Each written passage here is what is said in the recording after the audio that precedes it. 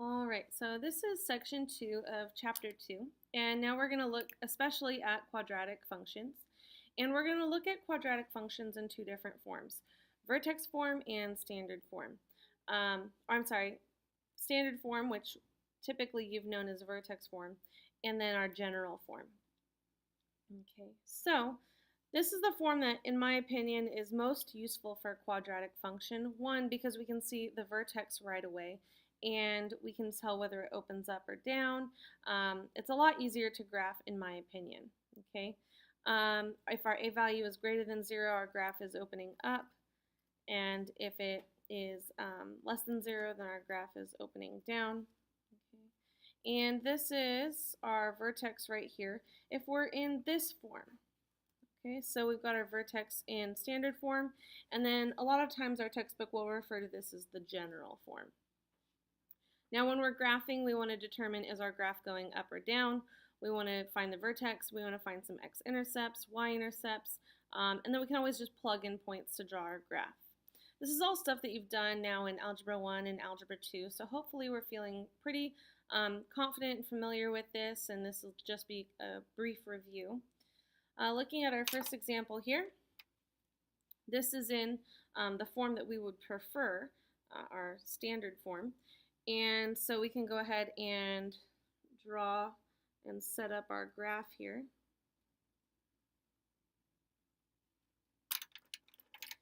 And my vertex, HK, is going to be 3, 8. So 3 and up to 4, 6, 8. And because my A value here is negative, that means our graph is going to be going down. I can plug in 0 and find my y-intercept, or I can find my roots, and really you can do just about whatever you want in order to graph this. If you wanted to, you could make a table of coordinates here. I'm just going to look at one value to the left and one value to the right of our vertex. So that would be -2 and then 4. And I can plug those values in. Plugging in, let's say 4 here. This is going to be 4 minus 3 is 1. 1 squared is 1. Times -2 is -2. Plus 8 is 6. So the point would be right here and here. And because we know parabolas are symmetric, I know it's going to look the same on both sides. And there's my graph. Now, if it asked me for my x-intercepts and y-intercepts, then I could find those things too, but this is enough. I should be able to see exactly where your vertex is, and then a couple other points, either your y-intercept, x-intercepts, or just some other points to see exactly what those points are. Our next example here, this is not in the form that we would like. This is in what I think I call general form. So we need to go ahead and find our vertex.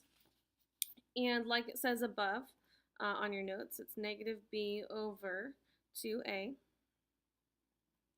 And then we would plug that in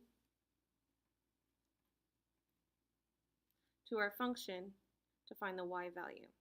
Okay. So I'm going to set up my graph here.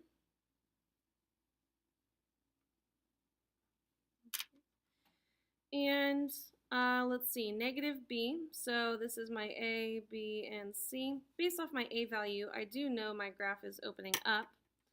And let's see, I have -2 over 2 times 1, it's going to be -1. So for my vertex,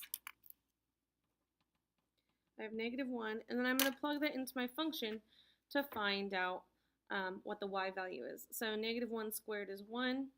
I'm going to just say f of -1 is 1, and then plugging in -1 minus 2 and minus 8, so that's going to be -9.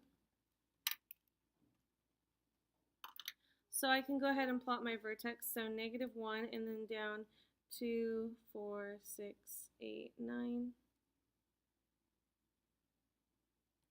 And I'm going to go ahead and try and find my y-intercept. So plugging in 0 for my x value, 0, 0, -8. And since we know parabolas are symmetric, I'll zoom in on this real quick. Since we know parabolas are symmetric, I know I have the same point on the other side. And that's enough to draw my graph. And that's actually the end of section 2.2.